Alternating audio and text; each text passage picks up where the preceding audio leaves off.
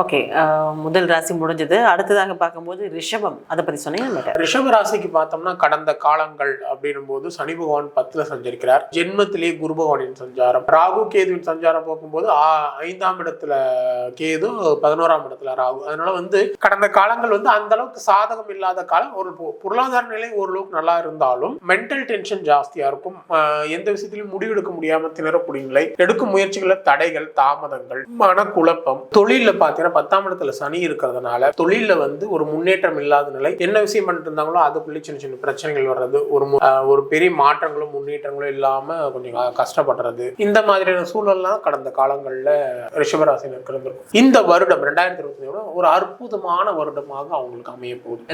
ரிஷபத்துக்கு இருக்கிறதே டாப்ல இருக்கிற ஒரு ராசியில இந்த ஒரு ராசி. எப்படி அப்படின்னா 11ஆம் இடத்துக்கு சனி பகவான் வரார். குரு பகவானும் ஏப்ரல் மாசத்துல, மார்ச் மாசம் சனி பெயர்ச்சியில 11ஆம் இடத்துக்கு, குரு பகவான் ஏப்ரல் மாசத்துல 2ஆம் இடத்துக்கு போயிறார். ராகு கேது பெயர்ச்சி மே மாசத்துல ராகு பகவான் 10ஆம் இடத்துக்கும் கேது பகவான் 4ஆம் இடத்துக்கும். ராகு கேது மட்டும் கொஞ்சம் சரியில்லைன்னு சொல்லலாம். பட் இருந்தாலும் சனி பகவான் 11ஆம் இடத்துல இருக்கிறதும் குரு பகவான் 2ஆம் இடத்துல இருக்கிறதும் பொருளாதார நிலையில மிகப்பெரிய உயர்வுகளை ஏற்படுத்தும். எல்லா வகையிலும் ஒரு நல்ல மாற்றம், இது வரைக்கும் இருந்த தடைகள் பிரச்சனைகள் எல்லாம் நீங்கி ஒரு நல்ல மாற்றங்களும் முன்னேற்றங்களை தரக்கூடிய நிலை. ஓகேங்களா? புதிய வாய்ப்புகள் கிடைக்கிறது, நண்பர்களால் நண்பர்களும், குடும்பத்துல மகிழ்ச்சியான சூழல், தடைப்பட்ட காரியங்கள் எல்லாம் நடக்கிறது, திருமணம் நடக்கிறது, இந்த மாதிரியான அற்புதமான விஷயங்கள்லாம் இந்த காலகட்டத்தில். புதிய தொழில் தொடங்குறது, வேலை இல்லாதவங்களுக்கு வேலை கிடைக்கிறது, சொத்துக்கள் சேர்றது, நீண்ட நாளா முயற்சி பண்ணிட்டு இருக்கிற விஷயங்கள்லாம் தற்போது நினைவா நடக்கிறது. இந்த மாதிரியான விஷயங்கள்லாம் இந்த காலகட்டத்தில் நடப்பதற்கான வாய்ப்புகள் ரொம்ப அதிகமா இருக்கு. அதே நேரத்தில் 10ஆம் இடத்துல ராகு இருக்கிறது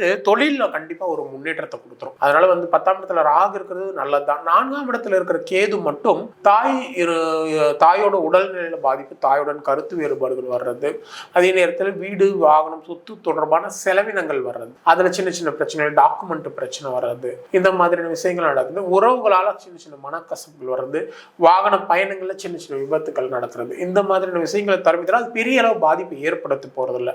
பட் இந்த குருவின் சனியின் ரெண்டுமே பவர்ஃபுல்லான பிளானட், முக்கியமான பிளானட். அவங்க ரொம்ப பாசிட்டிவா இருக்கிறதுனால பொருளாதார நிலையில மிகப்பெரிய உச்சத்தை அடையக்கூடிய காலகட்டமாக ரிஷபராசிக்கு அமையும். நினைச்சதெல்லாம் சாதிக்கக்கூடிய காலகட்டமாகவும் சமூகத்துல பிரபலமாக அடையக்கூடிய காலகட்டமாகவும் இந்த ரிஷபராசினருக்கு அமைய போகுது. கோவிலுக்கு போகணும்னா எந்த மாதிரி? அவங்க ஸ்ரீரங்கத்துல இருக்கிற ரங்கநாதர் வழிபாடு ரொம்ப விசேஷம். ஓகேங்களா? வெள்ளிக்கிழமையில போட்டு பண்ணணும். அது ரொம்ப விசேஷமான விஷயம். 10ஆம் இடத்துல ராகு இருக்கிறதுனால இதான நாகர்களுக்கு அந்த இதுக்கு அவங்க சில 4ஆம் இடத்துல 10ஆம் இடத்துல இருக்கிறனால அந்த நாக வழிபாடு பண்றது, அந்த புற்றுக்கு பால் ஊத்துது, இந்த மாதிரி விஷயங்கள் பண்றது நல்லது தரும். இவங்களுக்கு ஒரு 80 to 90% பாசிட்டிவ் பண்ணணும்.